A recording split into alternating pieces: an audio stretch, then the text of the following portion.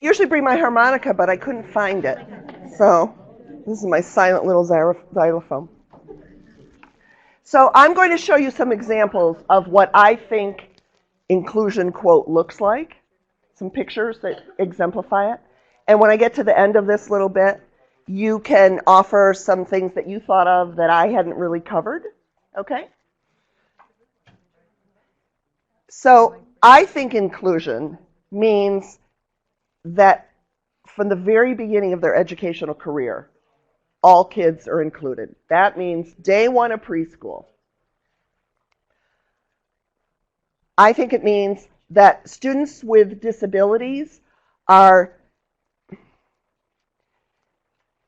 take any of the classes that students without disabilities can take. In my ideal world, I think that there are no places in a school that are off limits to students with disabilities, and there are no places in a school in which students with disabilities are the only kids who are ever there. Did I say that right?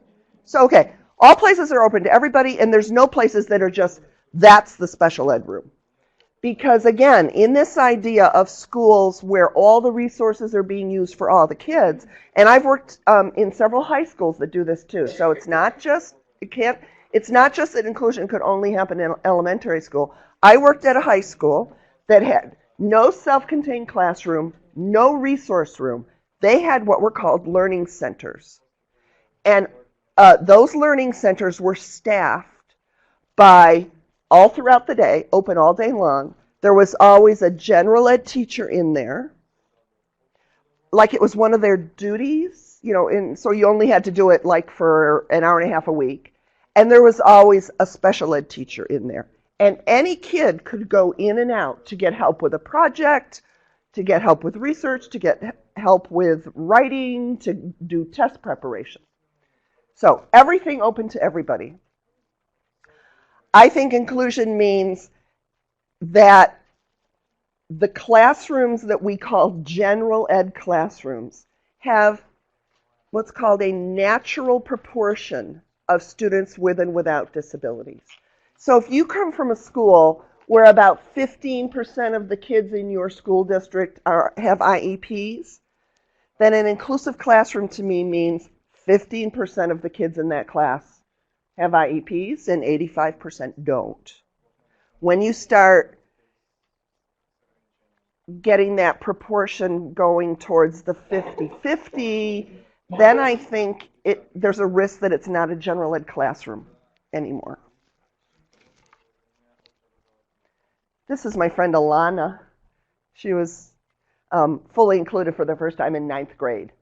So I think it's never too late, fully included in 9th grade. I think inclusion means being taught the general ed curriculum, and somebody said that. And it means that if all the kids are working on math, if the classroom's working on math, everybody needs to be working on math, not something that looks sort of like math. I remember once somebody told me that the math curriculum for an 18-year-old girl was going to be counting hair curlers when she was out at her vocational learning opportunity during the school day in a beauty salon. So that was her math goal, counting hair curlers. And I thought, yeah, somebody's like, I think inclusion means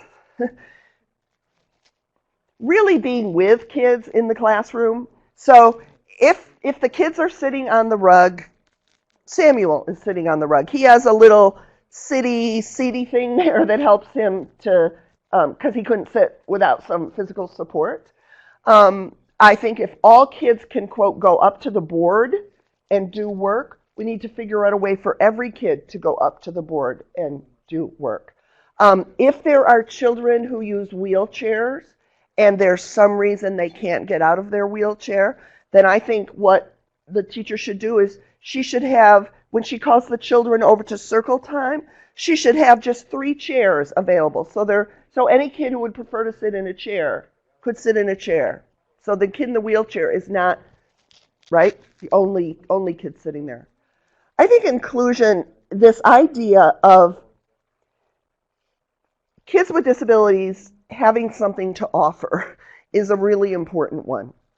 Um, and I don't mean, the kid with a disability is always the one who vacuums the classroom at the end of the day or whatever it is.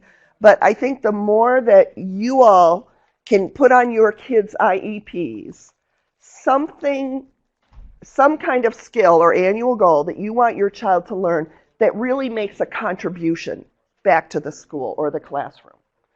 I think that's, I don't even need to explain why that's a good idea, right? It's just a good idea.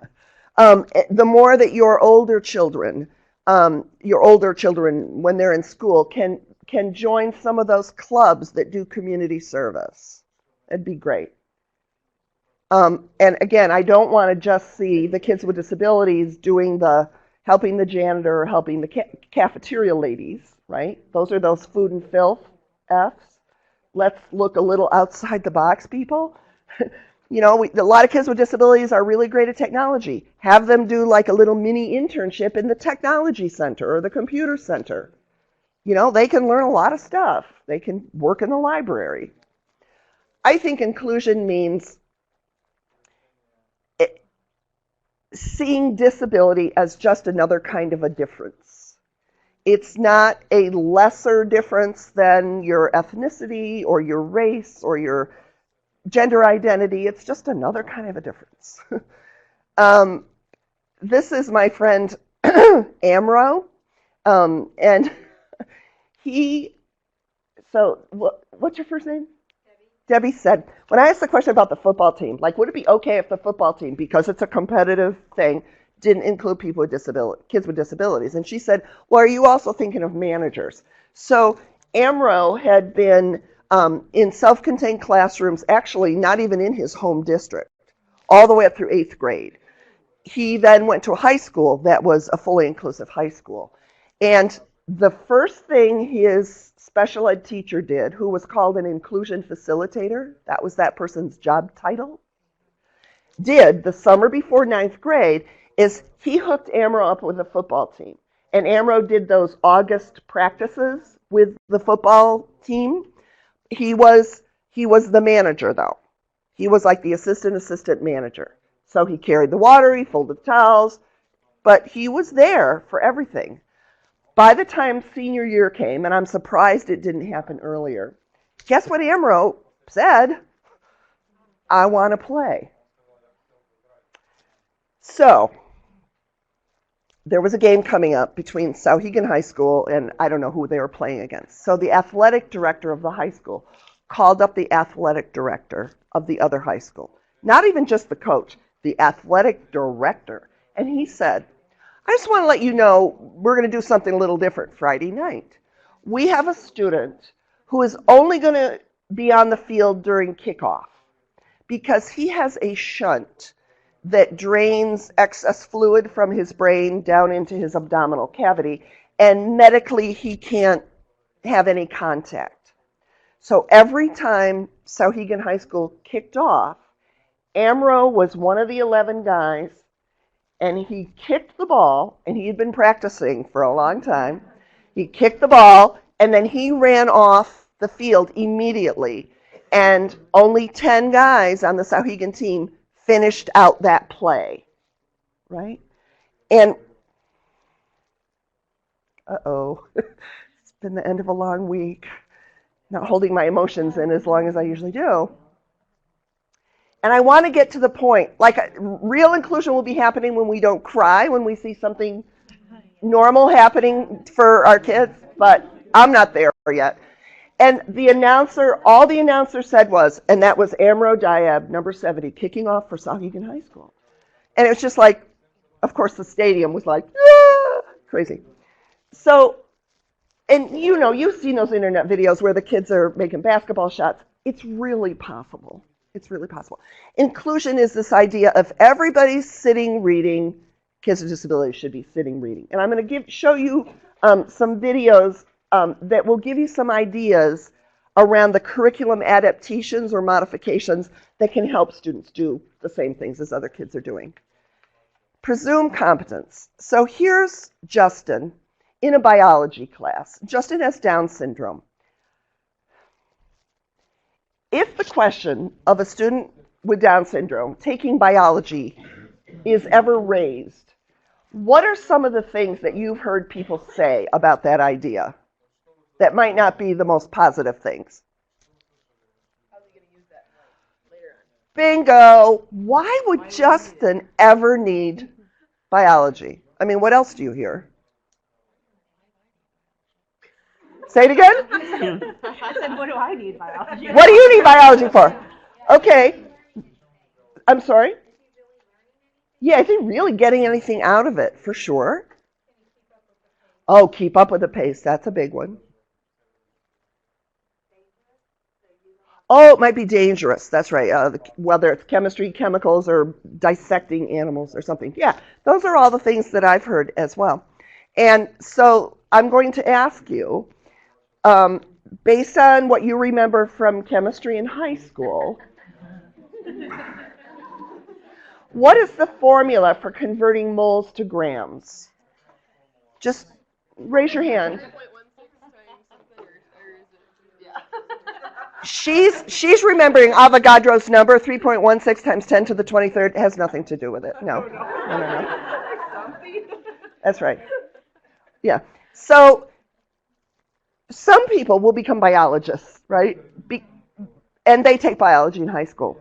Most of the people, probably maybe all but one kid, might not ever really use biology to the level that it's taught, but somehow in our society we've decided there are certain things we want people to learn and certain skills about learning that we want our educated people to learn that will have something to do to enable them to be a responsible contributing person to society. And you know what? Justin may decide biology is his thing. He may work in a lab someday. He may work at a fishery, like what a fishery is, like they grow fish there. They breed fish and they maybe do scientific experiments. He may work at a natural history museum. I've just been working with a high school 10th, 11th grader with Down syndrome who's doing an internship, like an after-school internship at a natural history museum in Albany, New York, because biology is her favorite subject. So everything open to all kids. Again, being there is not enough. We need to make sure that the instruction and the materials are accessible. We need to make sure that we capitalize on what kids are interested in. And even if it's just a little bit of an interest in something, that might be a great reason for a student to join a class where they're learning how to do what's CAD? Computer aided design, right? Being willing to try another way. So this student can't use his hands. He's always used his feet as his hands. And so he's in a 9th grade general science class where they're studying electricity. Look, he's figured it out. They've figured it out. Inclusion is seeing all kinds of beauty and not thinking that there's something wrong with you because you have this disability label.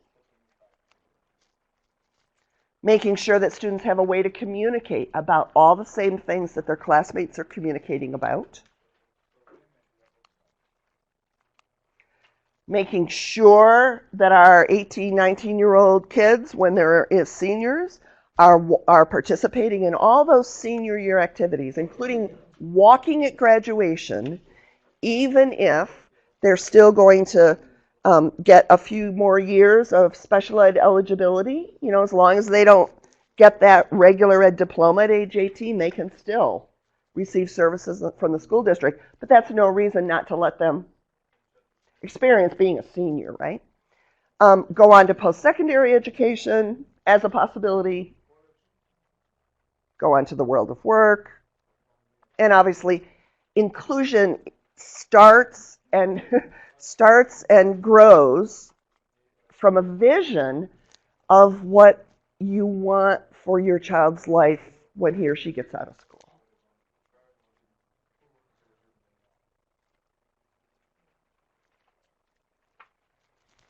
Can you hold on just a minute for me?